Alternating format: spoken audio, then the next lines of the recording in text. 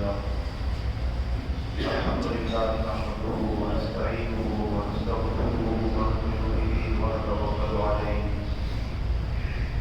ونعوذ بالله من شرور أنفسنا ومن سيئات أعمالنا من يهده الله فلا مضل له ومن يضلل فلا هادي له ونشهد أن لا إله إلا الله وحده لا شريك له ونشهد أن سيدنا ومولانا محمدا عبده ورسوله صلى الله عليه وعلى آله وأصحابه وبارك وسلم تسليما كثيرا كثيرا أما بعد فأعوذ بالله من الشيطان الرجيم بسم الله الرحمن الرحيم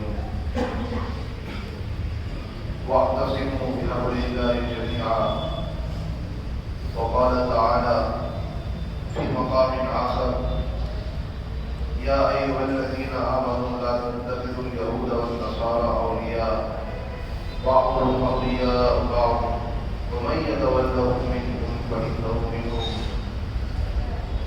إن الله لا يهدي القوم الظالمين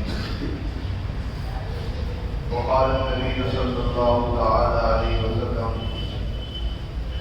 لن تضلوا ما تمسكتم بهما كتاب الله وسنتي وقال عليه الصلاة والسلام من تشبه بقوم فهو منهم أو كما قال عليه الصلاة والسلام. بات کو شروع کرنے سے پہلے ایک مرتبہ سرکار دو عالم جناب رسول اللہ صلی اللہ علیہ وسلم پر درود پاک پڑھیے. اللهم صل على سيدنا مولانا محمد وعلى آل سيدنا مولانا محمد وبارك وسلم. بزرگان محترم، قرآن مقدس کی دو آیتیں تلاوت کی گئی اور احادیث مبارکہ میں سے دو حدیثیں تلاوت کی گئی، پڑھی گئی. سب سے پہلے جو آیت ہے جو میں نے پڑھی اس کے اندر اللہ تعالیٰ یہ فرماتے ہیں کہ اللہ رب العزت کی رسی کو مضبوطی سے پکڑ لو. اللہ رب العزت کی رسی کو مضبوطی سے پکڑ لو. اور ہمیں دماغ میں یہ سوال آتا ہے کہ اللہ کی رسی کیا ہوتی ہے؟ اللہ کی بھی کوئی رسی ہوتی ہے؟ وہ رسی سے فرماتے ہیں کہ ہاں اللہ کی بھی رسی ہے، اور وہ رسی ایسی ہے کہ اگر کسی نے اس کو پکڑ لی وہ چھوٹ تو سکتی ہے غفلت کی وجہ سے، چھوٹ تو سکتی ہے لیکن ٹوٹ نہیں سکتی.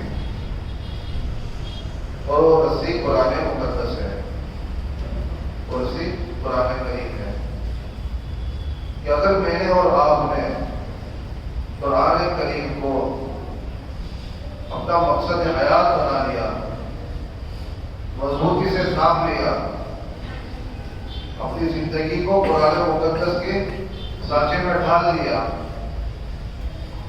اور ہماری کمی اور ہماری شادیاں خوشیاں سب کے سب قرآن مقدس کے مطابق ہونے لگے، تو پھر ہمیں کوئی بھٹکا نہیں سکے گا، ہمیں کوئی گمراہ نہیں کر سکے گا، ہمیں کوئی رسوا بھی نہیں کر سکے گا.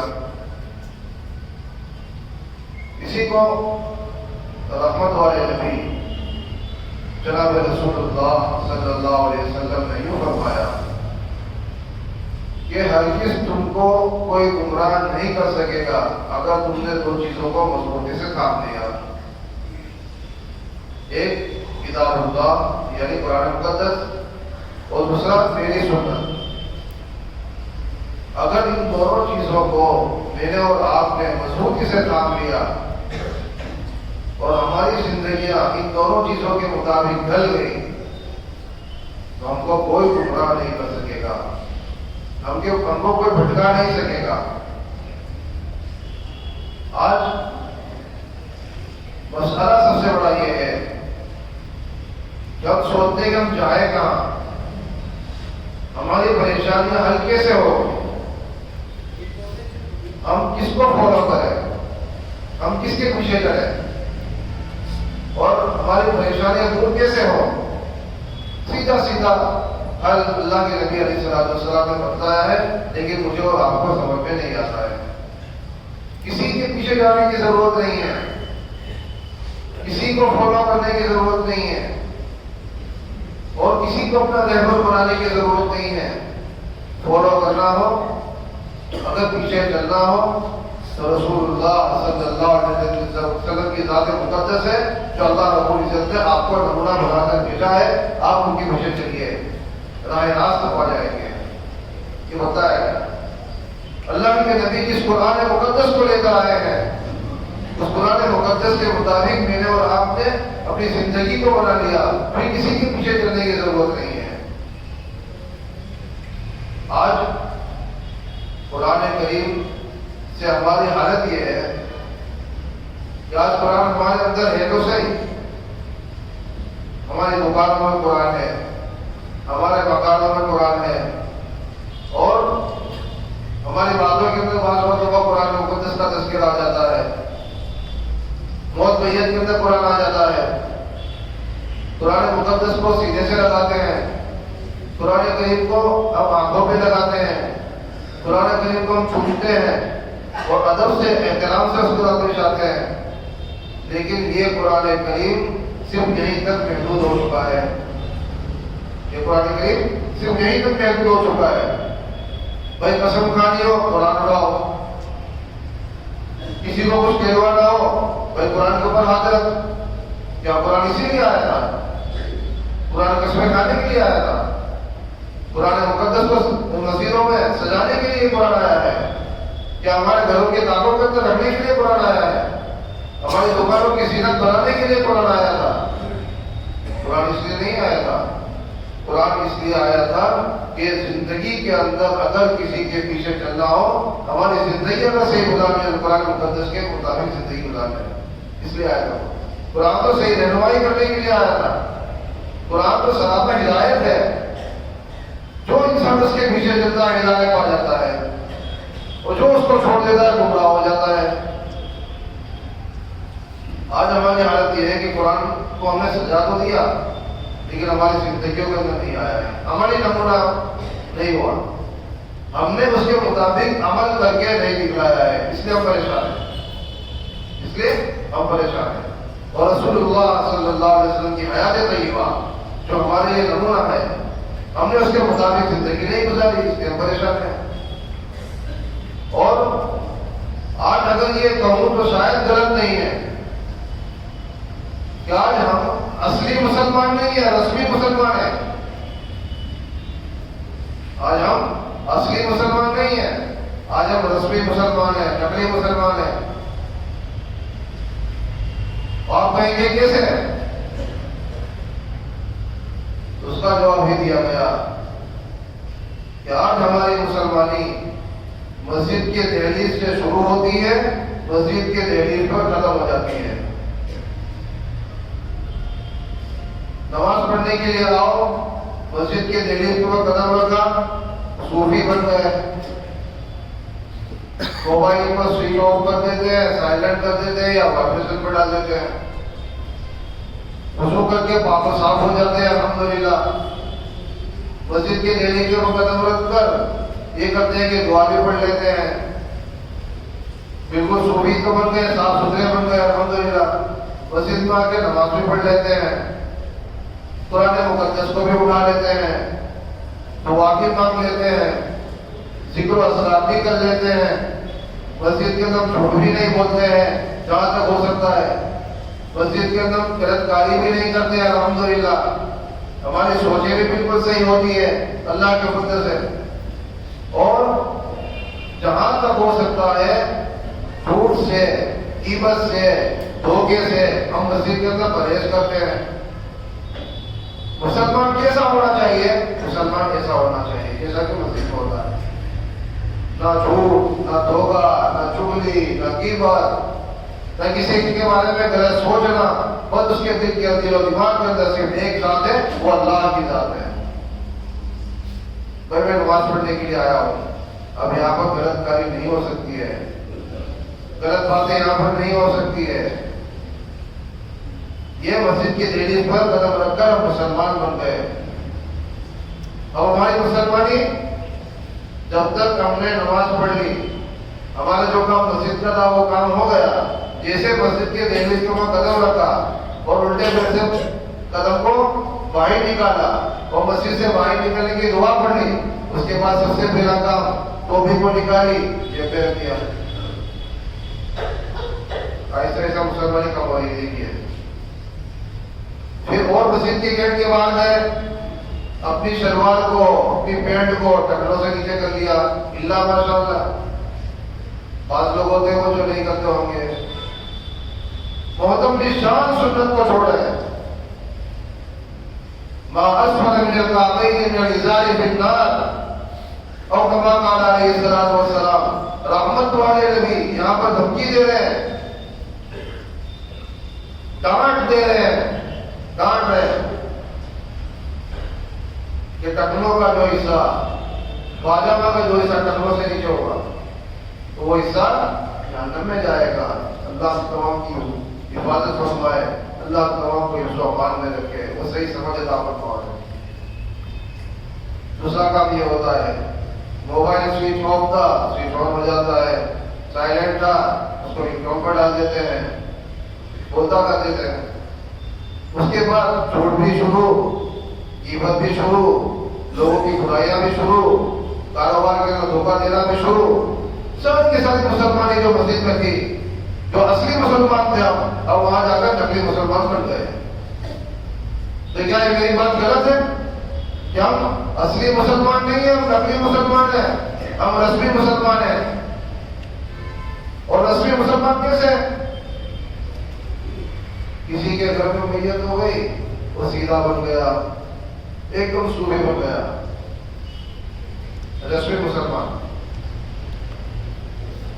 ابھی گھر کے اندر کچھ کہا جایا، بھائی کسی کو دور پڑوانے کے لیے 2-4 لوگوں کو بلوا لیا، بیٹھ گیا ساتھ میں، ٹوپی لگا لی تھی، اور بھی کچھ کر دیا، ٹوپی ساتھ میں بیٹھ گیا، رسمی مسلمان۔ قرآن کریم کو پڑھنے کو گئے تو بولے پڑھنا نہیں آتا ہے، تو کہے گا مسلمان؟ اصلی مسلمان ہے یہ تو رسمی مسلمان ہے، ان کے ساتھ ساتھ تو بھی بیٹھ گیا۔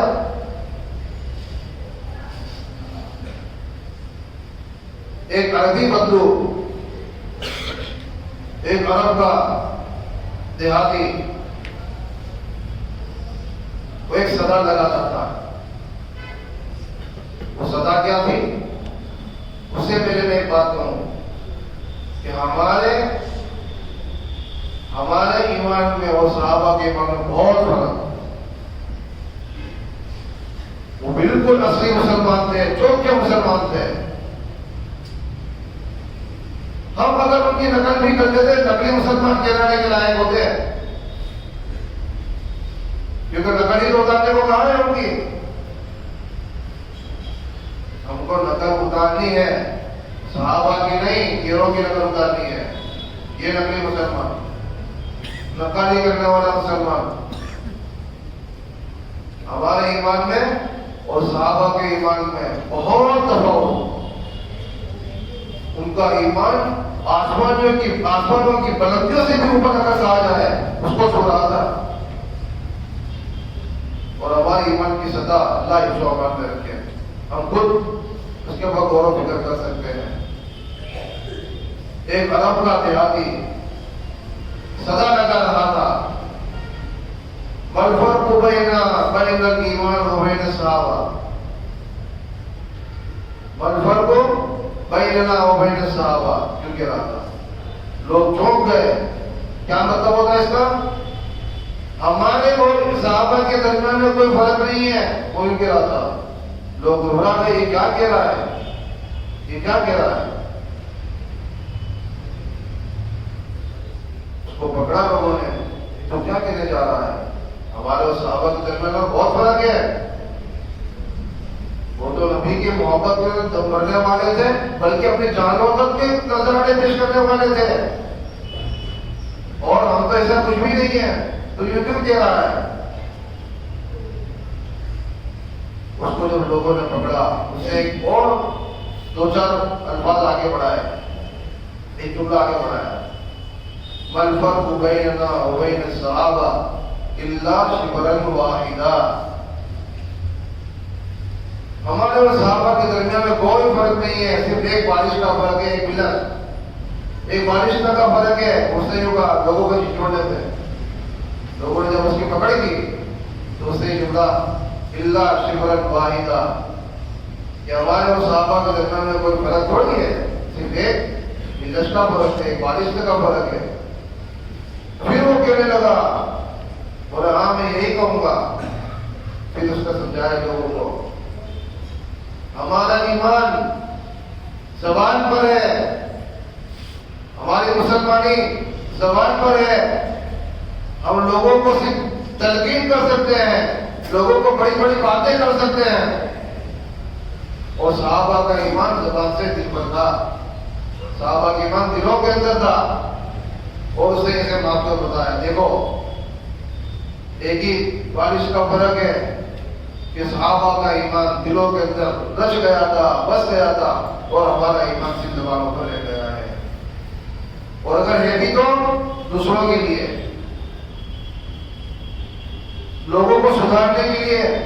اگر سماج اور معاشرے کو نہیں، پوری دنیا کو میں اور آپ اگر یہ سوچتے ہیں کہ پوری دنیا سمجھ جائے، سمجھ جائے، سدھر جائے، پاکیزہ معاشرہ بن جائے، پوری دنیا پاکیزہ بن جائے. ابتدا خود سے کرتے، جب تو تیری ابتدا خود سے کرے گا، سارے لوگ یہی سوچیں گے سارا معاشرہ سدھر جائے گا، بلکہ پوری دنیا سدھر جائے گی. ہم کو اپنے آپ کو نہیں دیکھنا ہے، بلکہ دوسروں کو دیکھنا ہے. یہ عادت ہے ہماری. ایک وقت تھا کہ حالت یہ تھی، ایک ایک صدا کے اوپر، ایک ایک نگاہ کے اوپر، ایک نگاہ اوپر جاتی تھی، ایک صدا زبان سے نکلتی تھی، اور ایک دن کی آہ نکلتی تھی.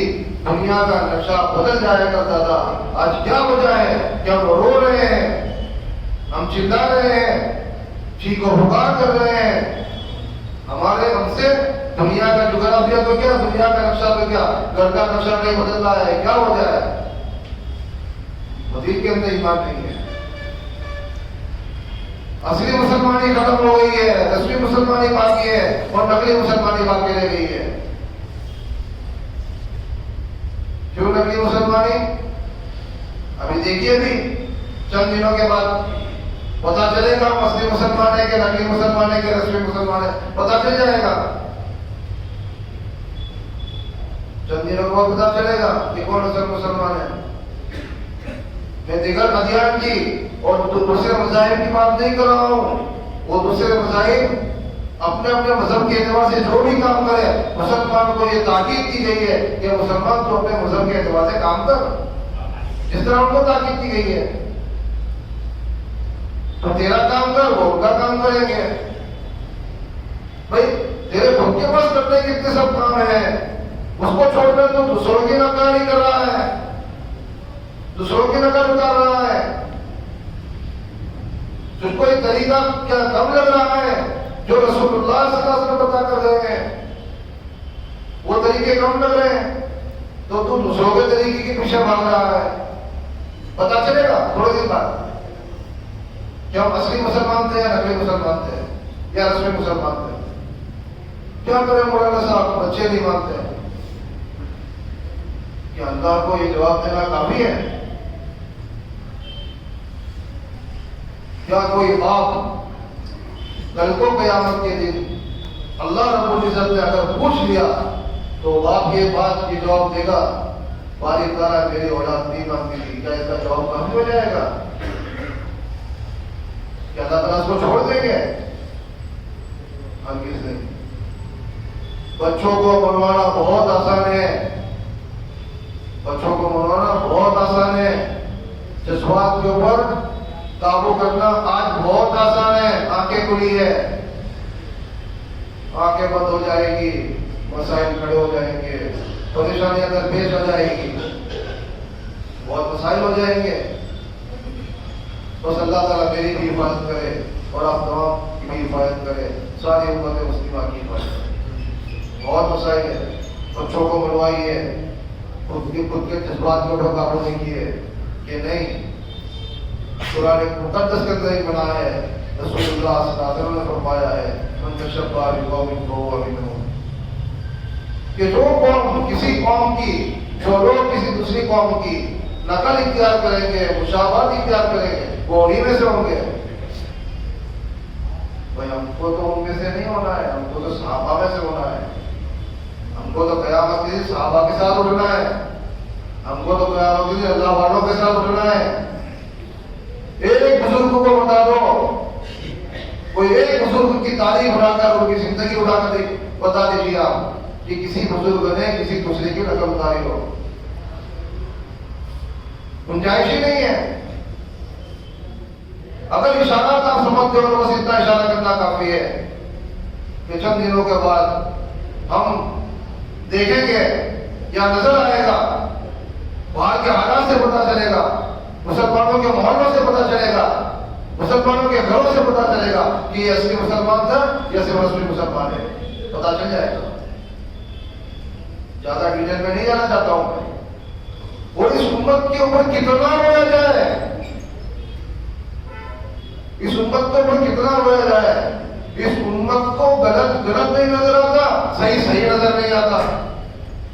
इस उम्मत को क्या हो गया, लोगों को क्या हो गया और मुसलमानों को क्या हो गया, और ये मुसलमान किस हद तक जाने के लिए तैयार है, कब रुकेगा ये? कोई दीनी काम लेकर उठता है, कोई दीनी काम लेकर उठता है, उसके ऊपर तो अल्फाजों के बौछार हो जाते हैं कि हुजूर खर्ची करता है, इससे अच्छा ये पैसा यहाँ डाल दिया होता अच्छा रहता, ये पैसा गरीबों की मदद में डाल दिया होता अच्छा रहता, खाली खाली मस्जिदें बनाने का क्या फायदा, इतनी सारी मस्जिदें जो है, मदरसे इतने सब है, क्या फायदा, इतने सारे पैसे हॉस्पिटलों को दे दिए होते तो मरीज लोग अच्छे हो जाते हैं। अरे ये बातें तुझे वो नजर नहीं आती, वो 3 दिन वो मुसलमानों का पैसा कहाँ लग रहा है वो नजर नहीं आता तुझे? लाखों रुपए पे कम बता रहा हूं। और मुसलमान इसमें बस नहीं करता है, मगरिब हो जाती है, हवा के अंदर उड़ गया पैसा, अब आपकी नजर पैसा आतिशबाजी, मगरिब की अजान हो रही है, मुनादी पुकार रहा है, लोगों कामयाबी वहां नहीं है, लोगों कामयाबी अल्लाह के घर में आओ। इस नकली मुसलमान को आवाज नहीं आता है, इस रस्मी मुसलमान को आवाज नहीं आता है। हवाओं के अंदर पैसों को उड़ा दिए, फिर आग का नजर कर दिए। ये मुसलमान तुझे यहाँ तो नजर आना चाहिए, और उनको तो तू आके 2 अल्फाज बोल कि ये पैसे जो तुमने हजारों लाखों करोड़ों रुपए जो यहाँ पर बर्बाद किए हैं, अपने मजहब के एतबार से, दीन इस्लाम के एतबार से बात कर रहा हूँ, तूने बर्बाद किए, ये पैसा जा हॉस्पिटलों के अंदर जाके दे दे, गरीब बच्चे हो जाएंगे, और बहुत सारी बेटियां घरों में बैठी हुई है, उन बेटियों की जाके शादियां करवा दे, वो उनकी शादियां हो जाएगी, तो बहुत सारे गरीबों का फाका हो रहा है, उनके घर में जाके दे दे, उनका पेट भर जाएगा। काश कोई ऐसा बोलने वाला हो, नहीं बोलते।